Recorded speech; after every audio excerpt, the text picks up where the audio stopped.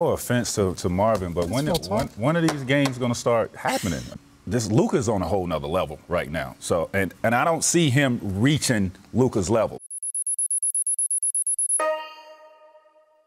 Marvin Bagley III, born March 14th, 1999. Today's feature is a player that expectations couldn't be higher for and growing by every minute Luka Doncic and Trae Young play and every achievement they make, which has been a lot so far in their NBA careers. If you don't know, Marvin was selected ahead of those guys in 2018 and a few other gems in that draft class that border on all-star potential like Colin Sexton, Jeren Jackson Jr, Miles Bridges, and SGA. Since emerging as the #1 talent leaving high school, there's been expectations for Marvin to continue that success all the way to the NBA level. Those only grew in the lone season he spent in college, where he was all everything. If there was a way to exceed expectations from high school to college, Marvin did that, all while looking confident in his unique physical gifts and skill set.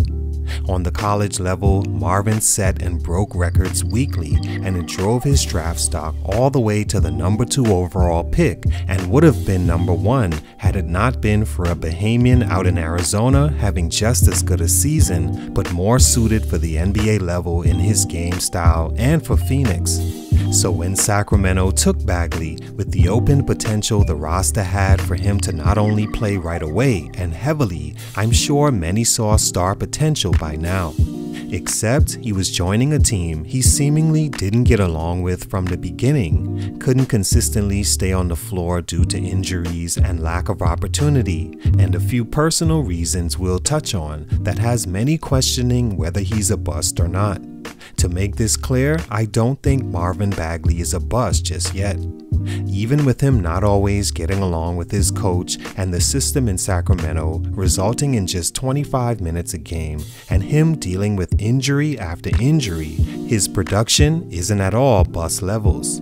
In his 4th season in the league now, he's averaging close to 14 points a game and 7 rebounds, shooting 50% from the field. But yes, when you look at those same numbers, you notice a decline each season since he averaged career highs across the board as a rookie and made the all-rookie first team.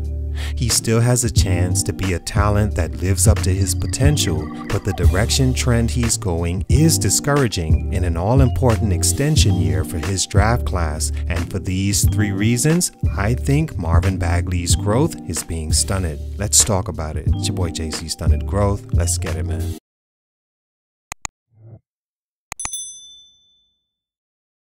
Marvin Bagley is a 6'11" power forward center from Tempe, Arizona that's been a star and coveted prospect since the beginning of his stardom and constant relocation between schools as an amateur.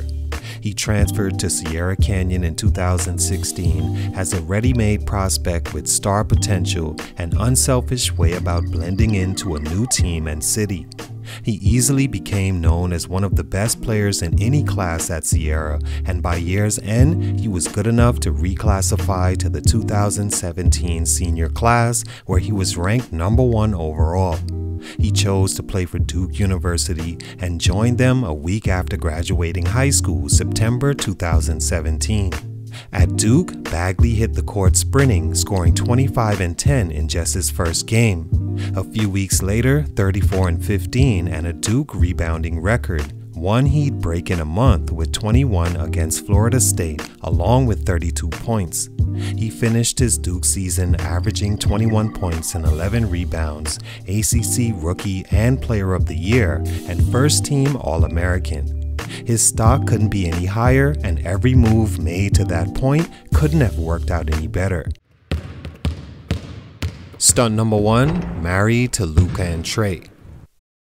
One of the main reasons many consider Marvin a bust and won't accept the pedestrian numbers and production he's shown so far is because of where he was taken in the draft, and more importantly, who he was taken in front of. Unfortunately for Bagley, generational talent was present in his draft class, and neither Phoenix nor Sacramento saw that. Not so much the Suns, because I still think Ayton is going to be a name remembered from this generation. The Kings, who already had their franchise point guard De'Aaron Fox, weren't thinking of shaking that up with an undersized and unproven college player in Young, an equally unproven Euro prospect, one being white and physically slower than used to, so there was Bagley. He had to be taken there, and just so happened, Trae Young and Luka Doncic have turned out to be amazing franchise-changing talents. Luka, a 3-time All-Star, and Trae, an All-Star 2 times to Bagley's 0 and none in sight. In Marvin's rookie season, he wasn't at all bad. Like mentioned, first-team All-Rookie, 15 points and almost 8 rebounds a game, but then you look at Trae and Luka, and both borderline All-Stars as rookies and have reached that level multiple times by now and set and break records every other month it seems. Both are cornerstone pieces for their franchises and for the direction of the league. You can't tell me Trae Young won't be the face of point guards one day and move on to an important role for the NBA in his future. And Luka has MVP written all over him, and I can see a championship or two in his future. When asked about or both of their histories researched, it'll always say they were from the 2018 class and only 2 players were taken in front of them, DeAndre Ayton, whom I expect great success from soon, and Marvin Bagley, who in this season is averaging just 10 points a game, having been traded this year to the Detroit Pistons. Stunt number 2, injuries. In trying to refrain from using injuries as much recently, it couldn't be avoided in this case because it's a real reason why I think Marvin hasn't lived up to his potential thus far. He simply can't stay on the floor. Most certainly not long enough to ever justify stunt number 1. As a rookie, he missed 20 games with knee issues, and that 62-game season would be a career high for him from then on. In year 2, he suffered a fractured right thumb and was scheduled to return in 4 to 6 weeks, but the season was postponed because of the pandemic and he only appeared in 13 games. Upon his return, he fractured his foot in practice and missed more time. He'd play 43 of the shortened 72 games in 2021 because of wrist, calf, and groin issues.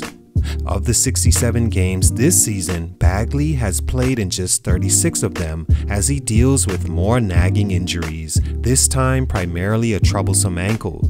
If this is to be the career health-wise for Marvin Bagley, he'll for sure end up a bust in the NBA when it's all said and done, especially as opportunity for him dwindle as time goes on without him living up to his potential. There's only so long a team can wait on potential before they simply move to another body to get it. That's the from-the-couch position executives are in. Bagley, as the player, has no choice but to stay healthy or see team after team bring in someone who is and leave him out in the cold on a trek through Europe to extend his career. He's been traded now to Detroit and has already missed some time with them, playing in just 6 games since February 10th. Injuries are no fun and also the leading cause to players' growth stunt, as history has shown. Hopeful that's not the case for Marvin Bagley. Stunt number 3, not a good NBA fit. And last but equally important, for a combination of reasons, Marvin Bagley is just not a good NBA fit like he was in high school and college physically. This challenges him because on this level, he doesn't have the advantages he once did and now has to heavily rely on basketball IQ and good timing along with opportunity to have success.